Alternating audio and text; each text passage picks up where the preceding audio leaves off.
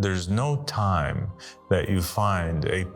n'y a pas un moment où vous trouverez une personne dans le besoin sans que vous ne deviez blâmer quelqu'un qui a pris plus que sa part.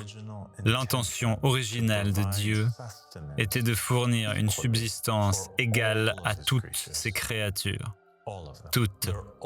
Et elles ont toutes droit à cette subsistance. Maintenant, si sur la planète Terre, il y a des personnes pauvres, ce n'est pas la faute de Dieu.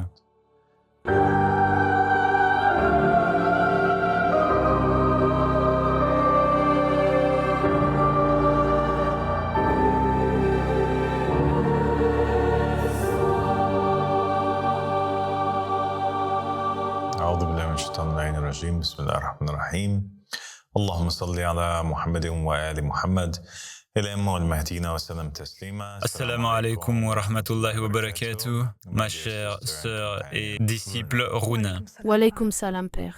Merci. Inch'Allah, tu vas bien. Je vais bien, merci. Merci d'être avec moi. Merci, Père, de m'avoir invité. Que Dieu te bénisse.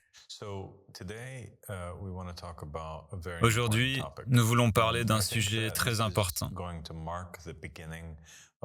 Je pense que cela va marquer le début de nos discussions sur des sujets de cette nature qui concernent les aspects de l'état de justice divine. Cela concernera également la justice sociale et ce que le Qa'im, ou l'état de justice divine, aura à offrir à l'humanité,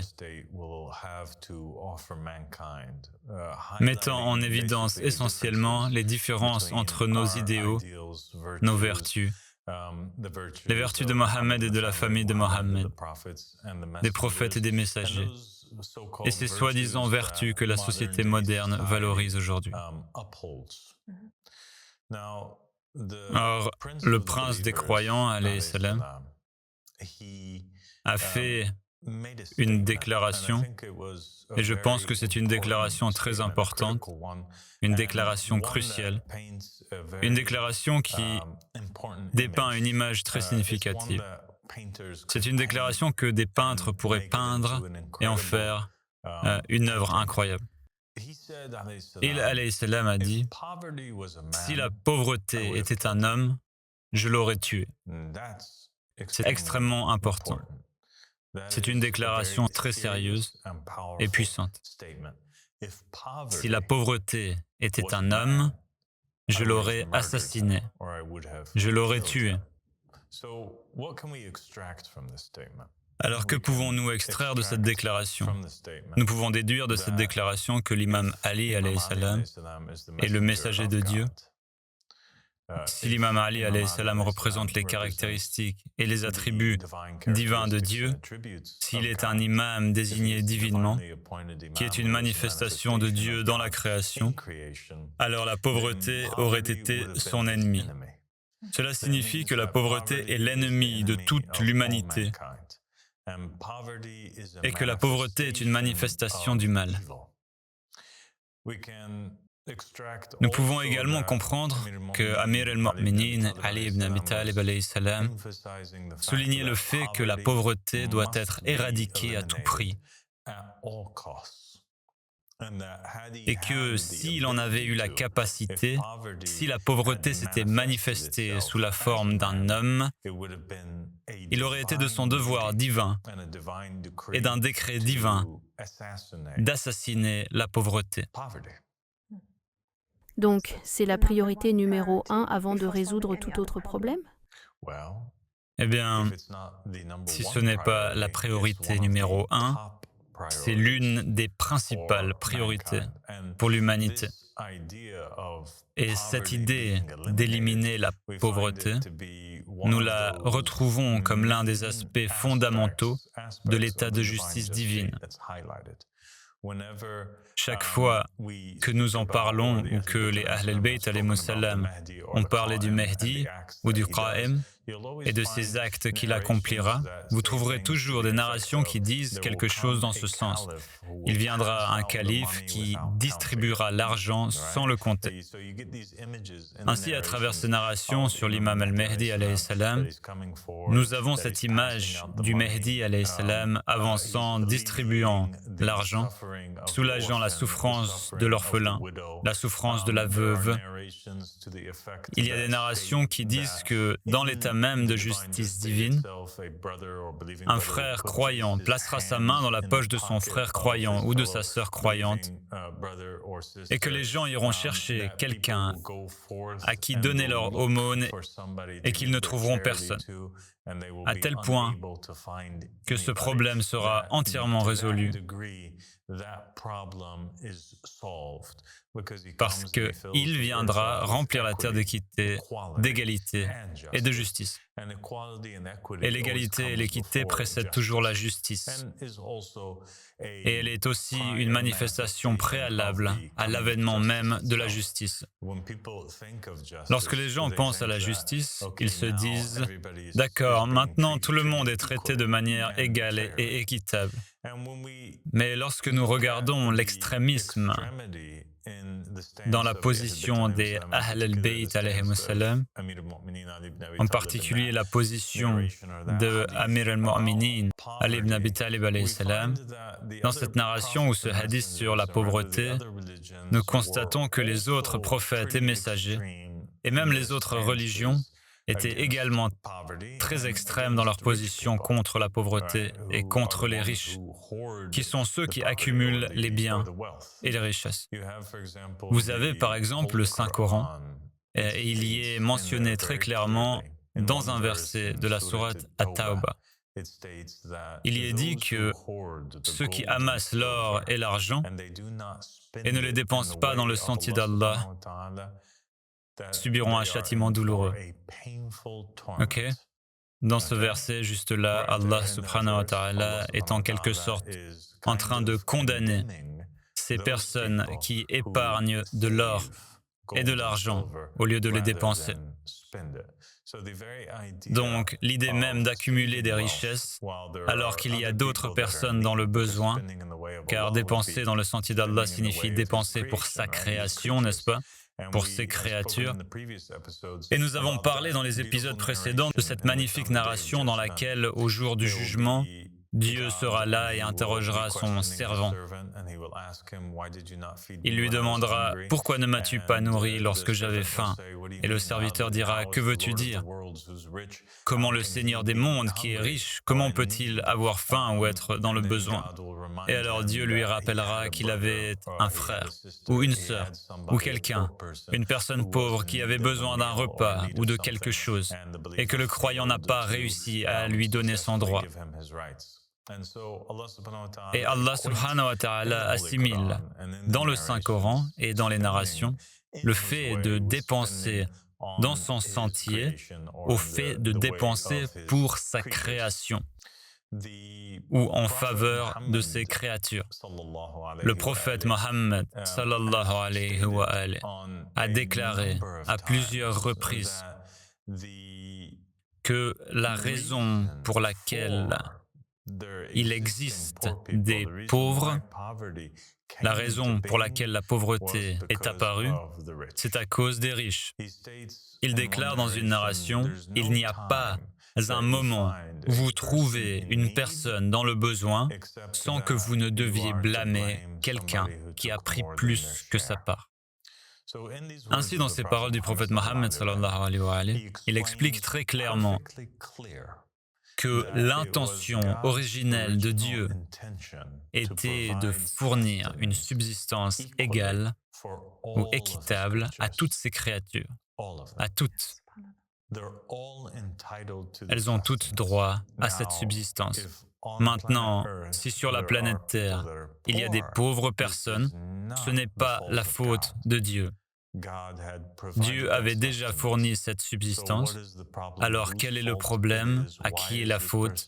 Pourquoi cette personne ne reçoit-elle pas sa subsistance? Le prophète Mohammed sallallahu alayhi wa alayhi a dit que la raison en est que quelqu'un a volé cette subsistance. Quelqu'un a pris sa part et a aussi pris la part de la personne pauvre. Il a pris une double portion et ainsi la nourriture elle-même n'a pas suffi. Est-ce que cela a du sens? Oui. Et les paroles du prophète Mohammed sallallahu alayhi wa alayhi éclairent encore davantage les paroles du prince des croyants alayhi salam. Et maintenant nous comprenons que la pauvreté aurait dû être tuée parce qu'elle était un mal. Et nous commençons à voir à quel point la pauvreté est réellement maléfique. Car nous savons maintenant que la pauvreté est le résultat de l'avidité. C'est le résultat de l'égoïsme, c'est le résultat de l'abandon des droits des autres. C'est le résultat du vol, c'est un acte de vol. Ok. Alors, qu'en est-il des riches? C'est la grande question. Et nous avons dans la Bible une déclaration de Jésus qui n'est pas moins radicale que celle qu'a faite le prince des croyants, alayhi salam. Un jour, Jésus marchait avec ses compagnons lorsqu'un homme s'approcha de lui et il commence à le supplier. Il était très enthousiaste, il regarde Jésus et lui dit « Waouh, tu es extrêmement sage, je t'aime tellement, je te suis depuis longtemps, je veux être l'un de tes disciples, je veux rejoindre ta caravane, laisse-moi faire partie de ton groupe. » Jésus se retourne, il le regarde. La Bible décrit cet homme comme étant un homme riche et il lui donne une seule condition simple pour le suivre.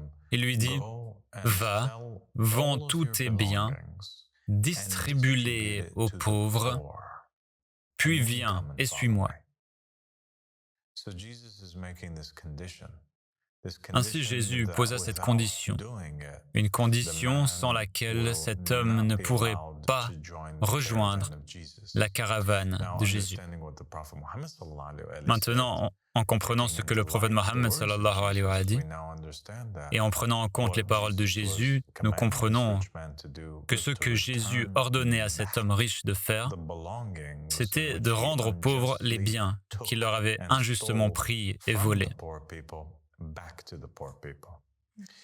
Même s'il ne savait pas qu'il volait, même s'il n'avait pas conscience qu'il volait, le fait qu'il ait accumulé toute cette richesse, qu'il l'ait obtenue et ne l'ait pas dépensée, qu'il avait plus que ceux dont il avait besoin, qu'il ne l'ait pas rendu à ceux qui en avaient besoin, il l'a gardé et a vu ses semblables souffrir.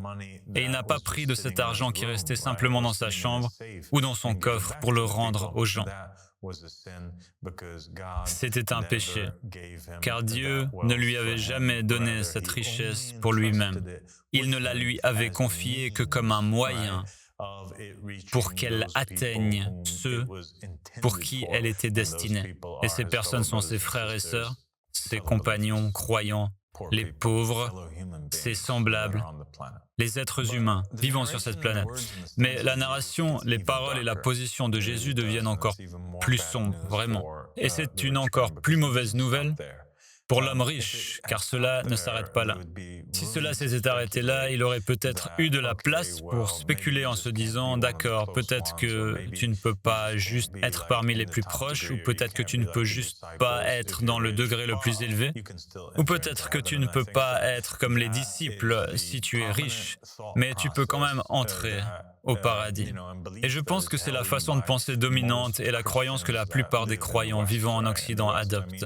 Par Occident, j'entends toutes ces sociétés, pays occidentaux comme l'Amérique, le Canada, la Nouvelle-Zélande, l'Australie, le Royaume-Uni, l'Union européenne et tous ces pays.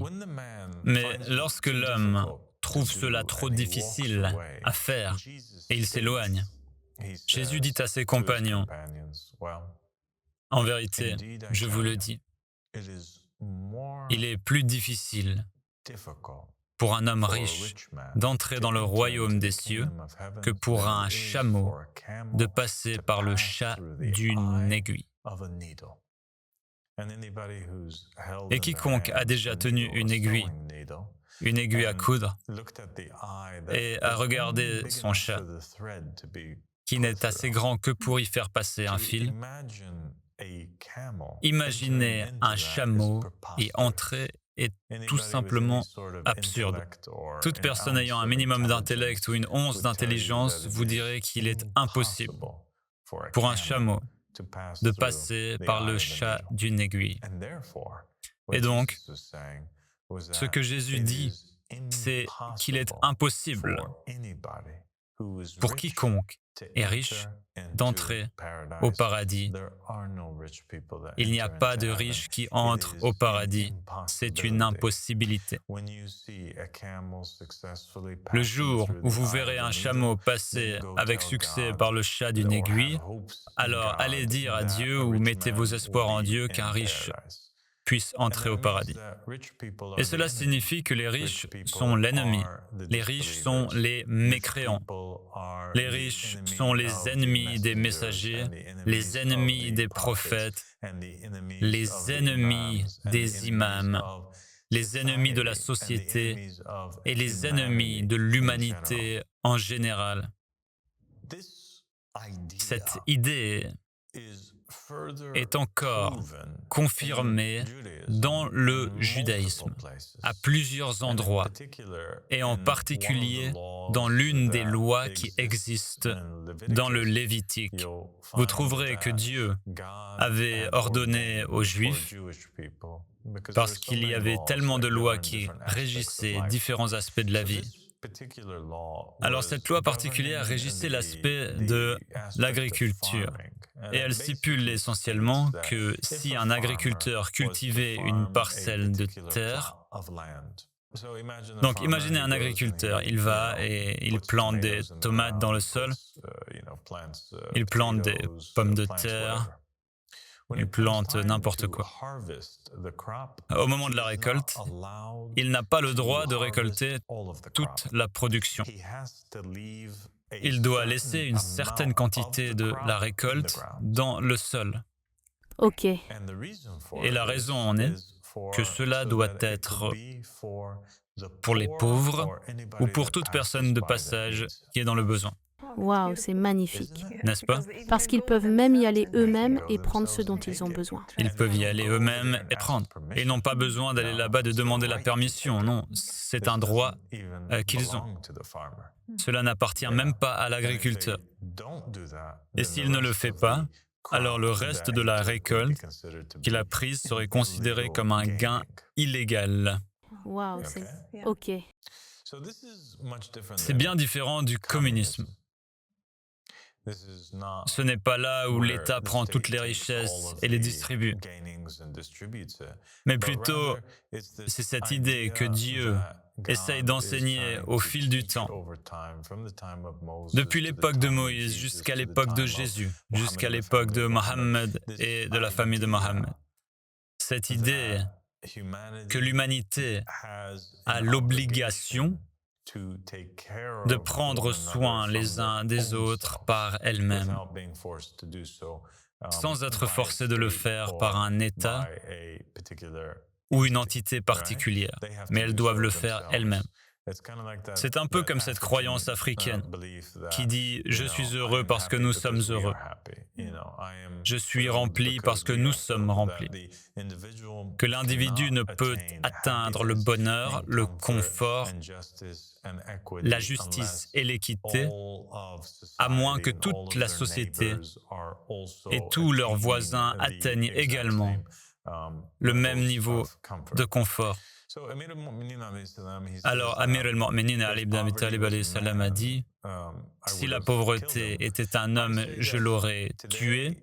Je dis aujourd'hui, à l'époque du Qa'im, que la pauvreté n'est pas un homme, mais un groupe d'hommes. La pauvreté est un système.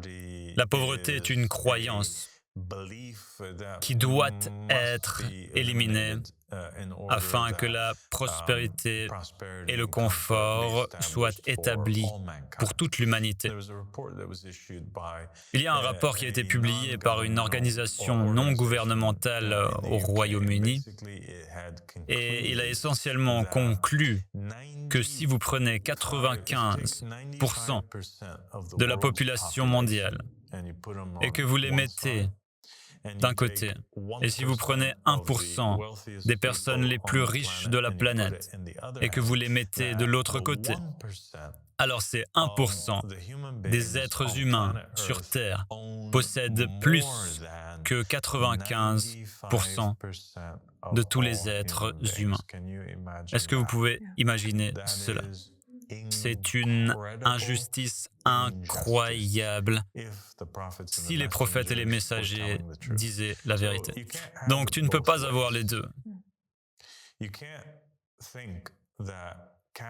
ne peux pas penser que le capitalisme qui permet au monde d'en arriver à cet état où 1% des êtres humains possèdent 95% des richesses, ou qu'ils sont plus riches que 95% de leurs semblables.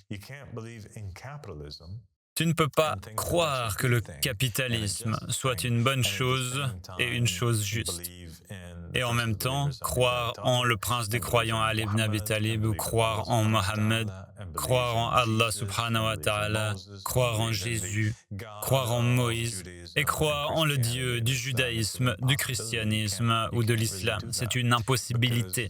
Tu ne peux pas vraiment faire ça parce que ce sont deux enseignements contradictoires qui ne peuvent pas coexister en même temps. L'idée du capitalisme est la manifestation même de l'homme que le prince des croyants, Ali ibn Abi Talib, a dit qu'il le tuerait s'il le trouvait, car il est encore pire que cela. Il est le père de l'homme qu'Ali ibn Abi Talib cherchait à tuer. Il est le démon qui lui a donné naissance.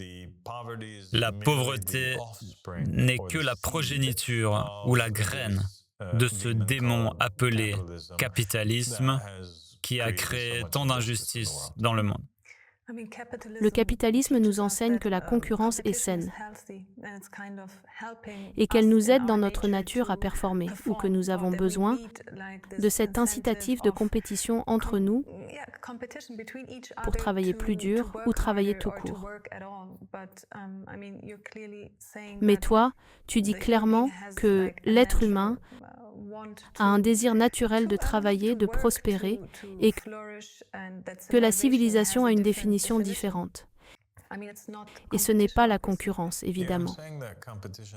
Oui, je dis que la concurrence est saine tant qu'elle n'est pas mortelle.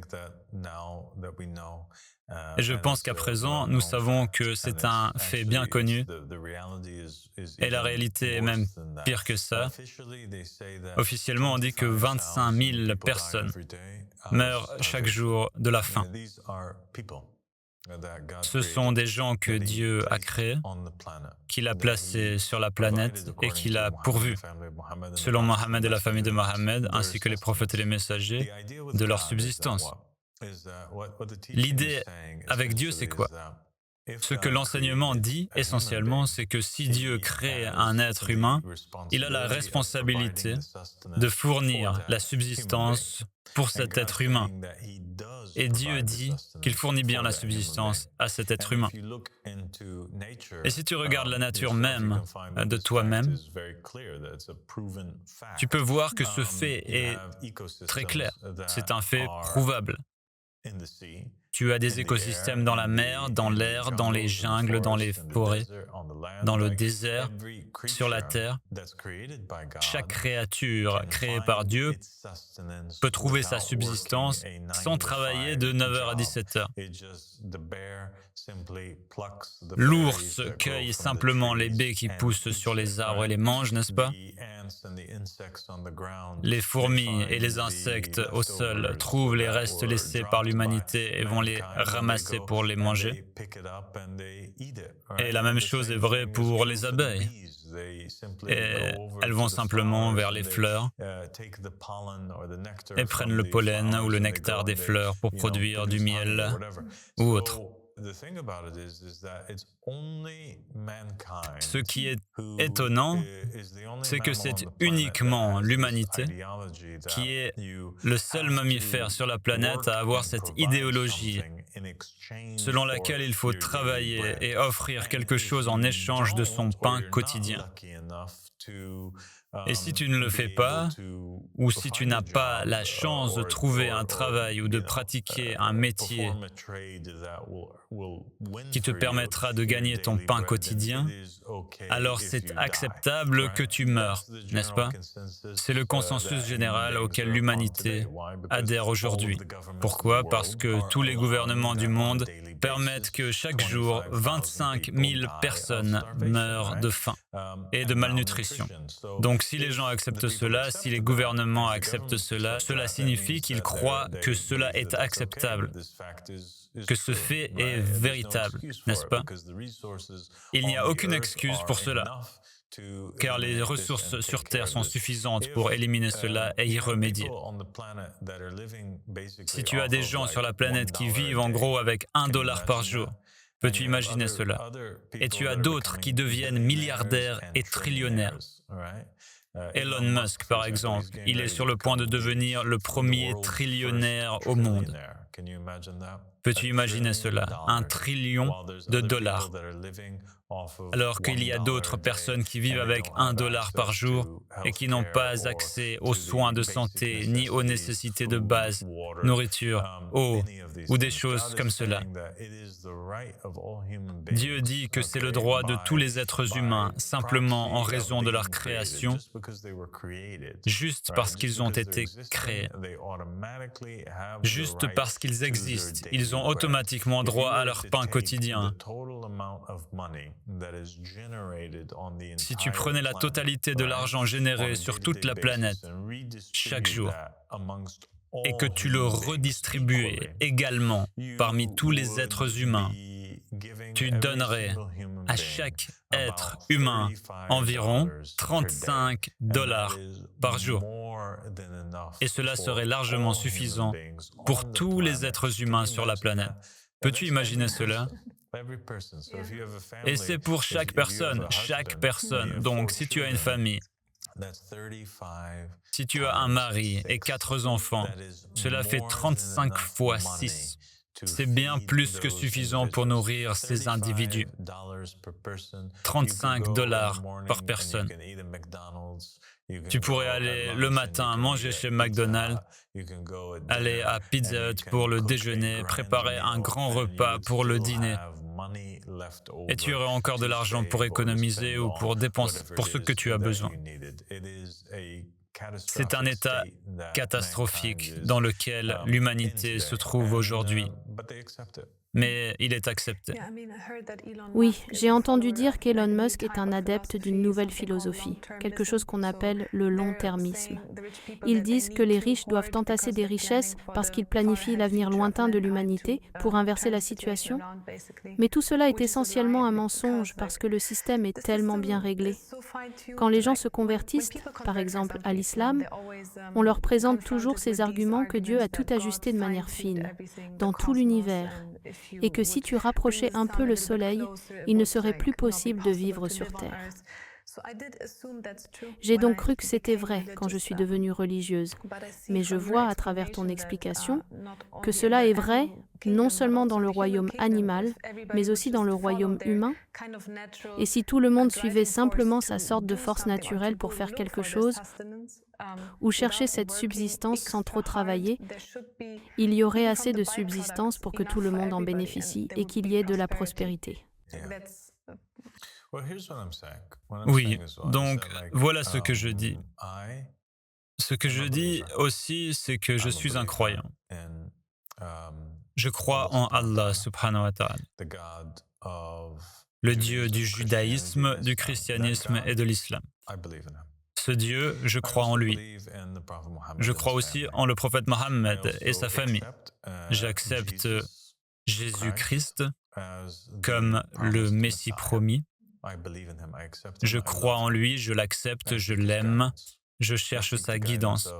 Je cherche la guidance des prophètes et des messagers. J'accepte Moïse et les prophètes israélites. Donc, je crois en eux et en leurs promesses. Je crois qu'il y a un paradis et un enfer. Et selon ce qu'ils ont dit, ils m'ont dit, à travers leurs écrits et leurs livres, que Elon Musk et les gens comme lui ne vont jamais entrer au paradis. Ce sont des gens du feu de l'enfer. Donc si ce sont des gens du feu de l'enfer et qu'ils vont dans une direction différente de celle dans laquelle je veux aller au paradis. Ils sont déjà condamnés et vont en enfer selon Jésus et Ali et les messagers. Si je ne peux pas croire les deux, je ne peux pas croire que l'idéologie d'Elon Musk et ses projets sont bons tout en croyant aux prophètes et aux messagers. Ce n'est pas possible. Donc, ce que je dois croire, c'est que Elon Musk et ces gens sont mauvais en fait. Ce sont des non-croyants. Ce sont des gens qui ne croient pas du tout. Ce sont des gens anti-humains. Ce sont des gens qui n'ont aucun intérêt pour les êtres humains et leur bien-être parce qu'ils permettent à des dizaines de milliers de personnes et d'enfants de mourir chaque jour. Et ils viennent me parler de leurs projets, je ne sais pas, d'aller sur Mars et d'autres choses du genre. Ce n'est pas possible. C'est de l'hypocrisie. Il veut aller sur Mars, la planète rouge, mais Jésus me dit qu'il finira dans le lac rouge, dans le feu rouge. C'est aussi ce que le Coran promet, ainsi que les prophètes et les messagers, et je dois choisir en qui je vais croire. Et ils n'ont pas fait les bonnes observations. Je veux dire, ils disent qu'ils ont compris qu'il n'y a pas assez sur la planète ou que l'abondance n'existe pas ici, que l'état par défaut n'est pas l'abondance. Donc oui, ils ont tort, c'est faux. Ce n'est même pas intelligent. Je veux dire, ce n'est même pas une bonne observation de ce qui se passe. Ce n'est pas une bonne observation de ce qui se passe. Tu sais, il y aura un jour un jugement. Et dans les paroles de la Torah, de la Bible et des paroles des prophètes et des messagers, les promesses, les prophéties de l'état de justice divine et des choses à venir, nous trouvons des versets comme dans le Saint-Coran où il est dit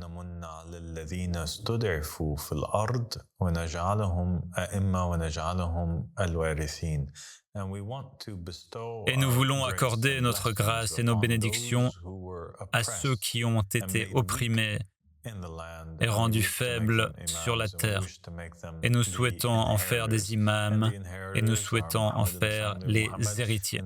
Et les héritiers sont Mohammed et la famille de Mohammed au premier degré, mais aussi leurs chiites, ainsi que les orphelins, les veuves et tous les faibles. Et il y a de nombreuses prophéties et versets qui affirment que les faibles ou les humbles hériteront de la terre, que les pauvres seront ceux qui hériteront de la terre, qu'à un moment donné, quelque chose de très intéressant se produira. Tous ceux qui ont été opprimés dans l'état du shaitan sont ceux qui seront habilités dans l'état de justice divine. Et ceux qui étaient habilités dans l'état du shaitan, les rôles seront inversés et ils rencontrent la colère d'Allah subhanahu wa ta'ala. Ce sont eux qui seront punis dans l'état de Dieu. Il y a une narration qui dit que les États ne sont que deux.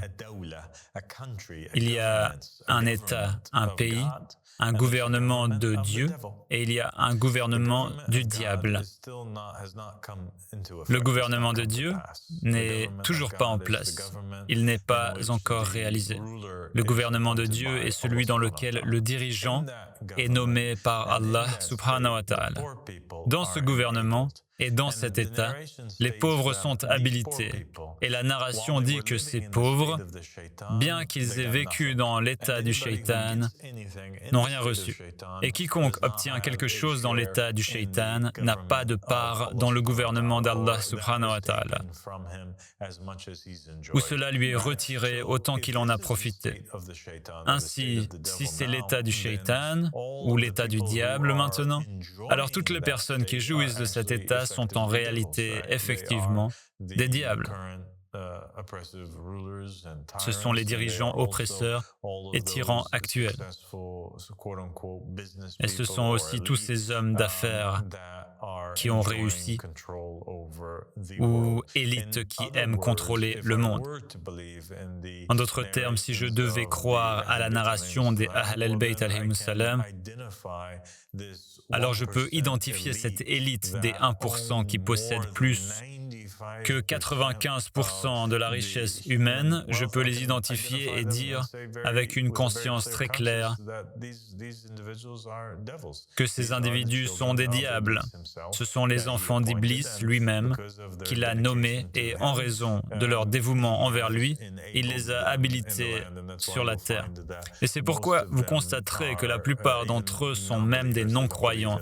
Ils ne croient pas en Dieu du tout, ce sont des athées. Si vous leur demandez, ils vous diront que c'est le cas.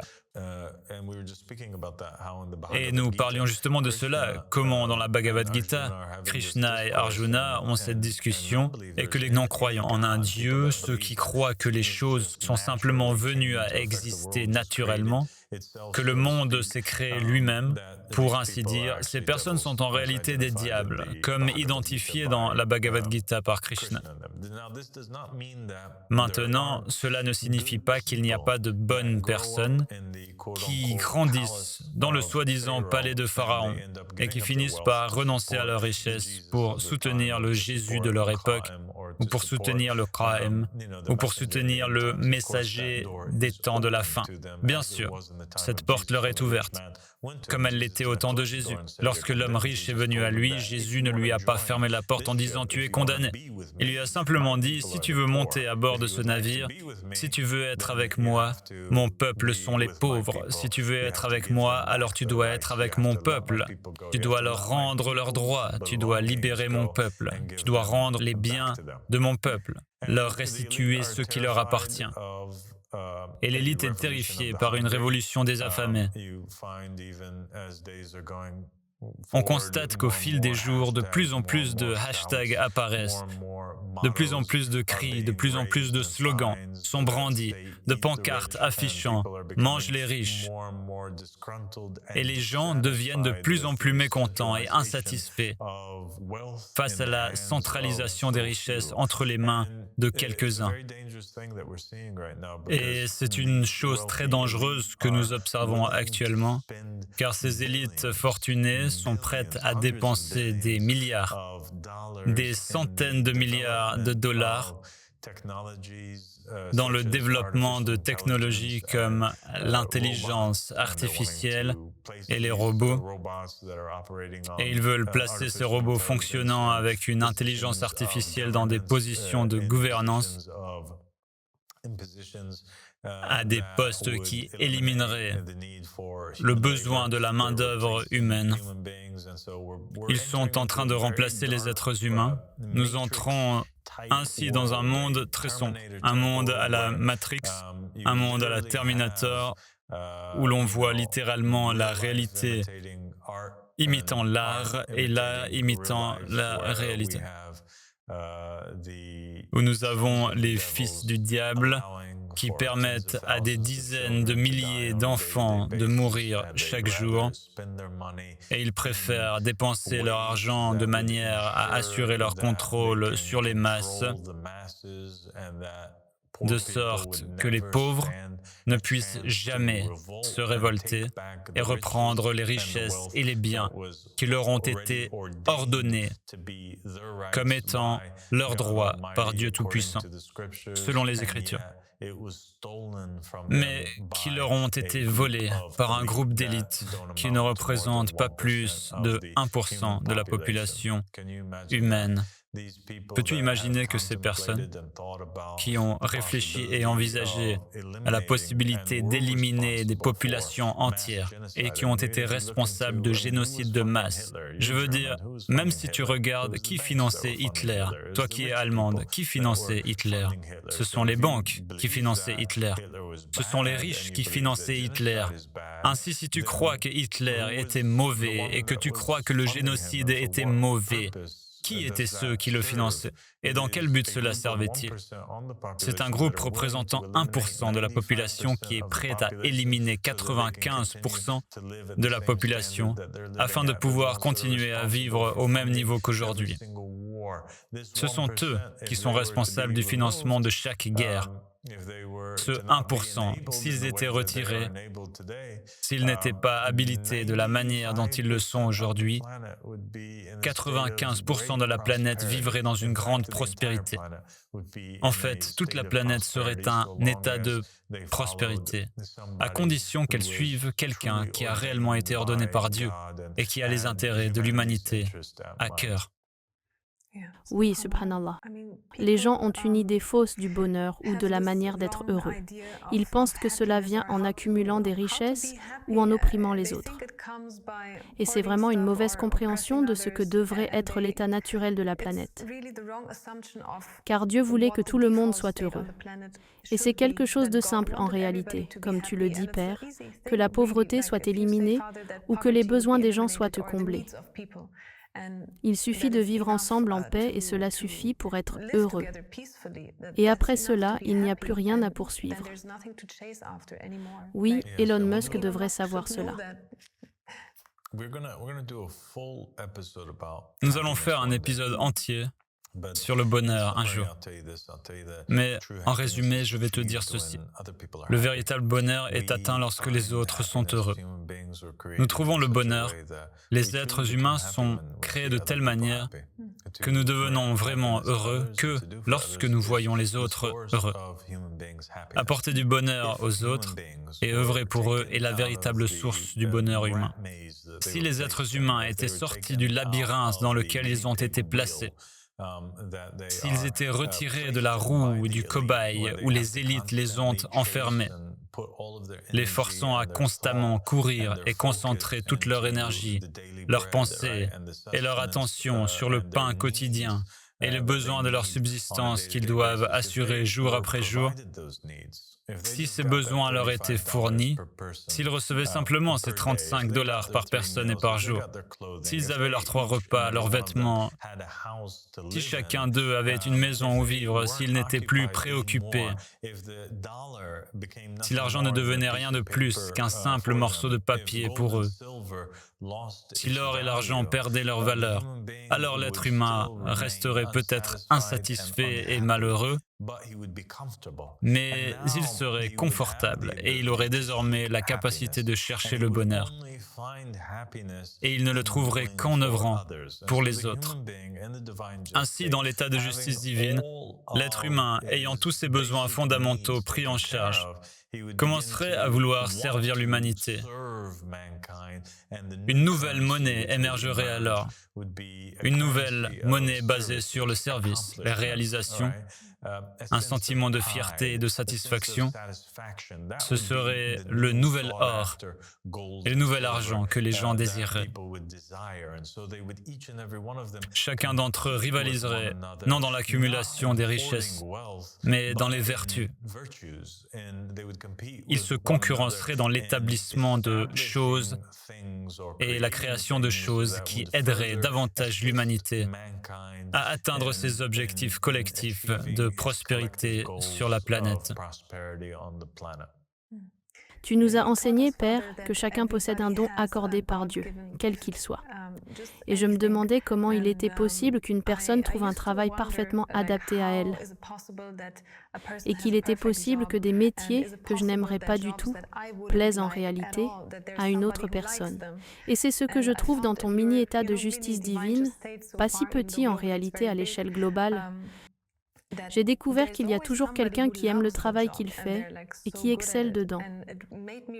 Cela m'a permis de me détendre, année après année. J'ai dû abandonner toutes mes fausses idées sur la vie. J'ai compris que si nous lâchons prise davantage, alors Dieu avait déjà prévu un plan pour tout et pour chacun. Il s'agit davantage de se détendre dans la situation. Dieu nous facilitera si nous ne pouvons pas fonctionner dans un endroit.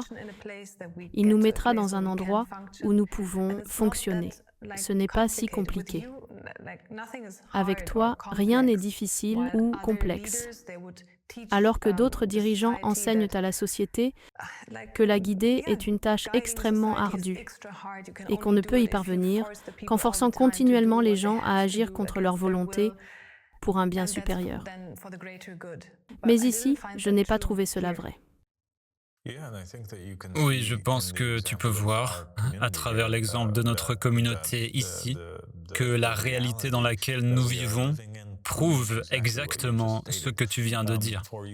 Dans notre petit état de justice divine, où nous partageons tout et où personne n'a à se soucier de son pain quotidien, nous trouvons des gens qui aiment vraiment passer à la télévision, intervenir sur nos chaînes satellites, parler, débattre et être présents pour les autres. Ils sont très charismatiques et puis il y en a d'autres qui détestent ça. Ils sont timides, ils ont une nature différente et préfèrent travailler dans l'ombre, transcrire, monter, éditer, être derrière les caméras. D'autres sont passionnés par la conduite et offrent volontiers ce service aux membres de la communauté. Et encore d'autres sont passionnés par la cuisine ou la pâtisserie. Il y a encore un autre groupe de croyants qui sont passionnés par la protection et le service sous cette forme, en s'assurant que les portes de notre communauté soient sécurisées, que nous et nos enfants soient à l'abri des envahisseurs, des voleurs, des agresseurs d'enfants et de tout autre danger qui existe à l'extérieur. Un autre groupe est passionné par le nettoyage. Ils aiment aller s'assurer que tout endroit sente bon, que ça soit beau et bien ordonné. Et d'autres encore sont passionnés par l'embellissement du lieu que nous appelons notre maison. Ce sont eux qui peignent les magnifiques images que nous voyons ici, dans la basilique et tout autour. Et donc oui, les êtres humains trouvent naturellement quelque chose dont ils sont passionnés. Et s'il y a un travail que personne ne veut accomplir, il se trouvera quelqu'un pour en faire une fierté et exceller dans son exécution, pour le voir comme une opportunité de briller dans la communauté, en réalisant un service que personne d'autre ne veut faire. Si nous prenons ce modèle et que nous l'appliquons à grande échelle dans un état de justice divine, nous verrons que les gens rempliront naturellement ces rôles. Ils occuperont ces postes très rapidement et d'une manière joyeuse et sans aucune souffrance. Au final, si les gens traitent chacun comme leur propre personne, s'ils gardent cela à l'esprit et s'ils se concentrent sur l'élimination de la pauvreté, et sur le partage des richesses qu'ils possèdent, alors collectivement, nous pourrons créer un paradis sur Terre. Ensemble, nous pourrons éteindre les feux de l'enfer. Et ensemble, nous pourrons entrer dans un royaume supérieur, un état supérieur, vivre sur une planète meilleure, accéder à un jardin d'Éden éternel dans l'au-delà. Merci beaucoup, Runa, de m'avoir rejoint. Merci, Père. Et Inch'Allah, j'ai hâte de faire encore de nombreux autres épisodes ensemble. Salam alaikum. Wa alaykoum salam.